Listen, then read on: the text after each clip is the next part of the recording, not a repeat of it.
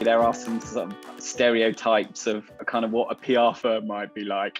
But actually, you guys have just been so great, so helpful in kind of bringing clarity and intention to what we're doing. I think one of the things we massively benefited from right at the beginning of the process was kind of mapping out just a plan really around kind of what we want to be focusing on, what are the kind of highlights in the year in terms of what we had already had in our strategy that could have some media attention around, but also just coming up with some fresh ideas as well of, okay, this is the sort of stuff that could get some traction, could get some interest from journalists or from media, and just the kind of intention and planning and insight that you brought, particularly at the beginning there, was super helpful for me. And yeah, been massively impressed by how good you guys are at kind of every level really of this work. So it's been really great.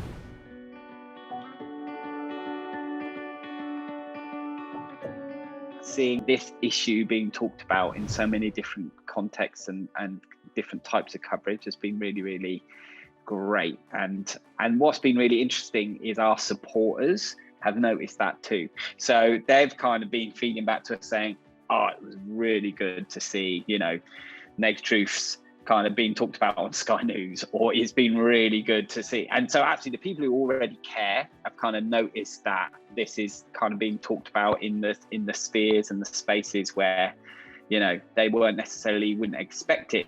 They expect a newsletter from us as an organization. They don't expect to sort of see us talking about porn on national news outlets. And I think that's just helped them go, oh yeah, okay, this matters, and I'm glad I'm part of it.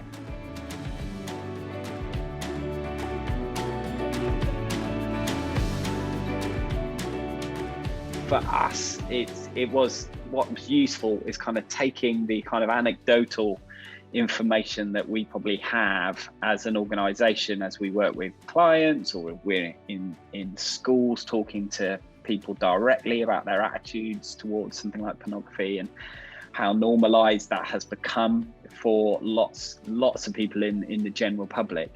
To kind of have some hard data around that was really useful. So that gathered a lot of kind of attention, and probably gave us an opportunity to kind of do interviews and things with like Sky News and kind of BBC Radio that we've not been able to do before. So that was certainly a highlight in terms of the kind of level of coverage that happened off the back of that. I mean, I think there was something like 50 pieces of different coverage around that time, which was, smashed any targets that we would have had really for kind of having media outlets talking about our work. So that was a highlight.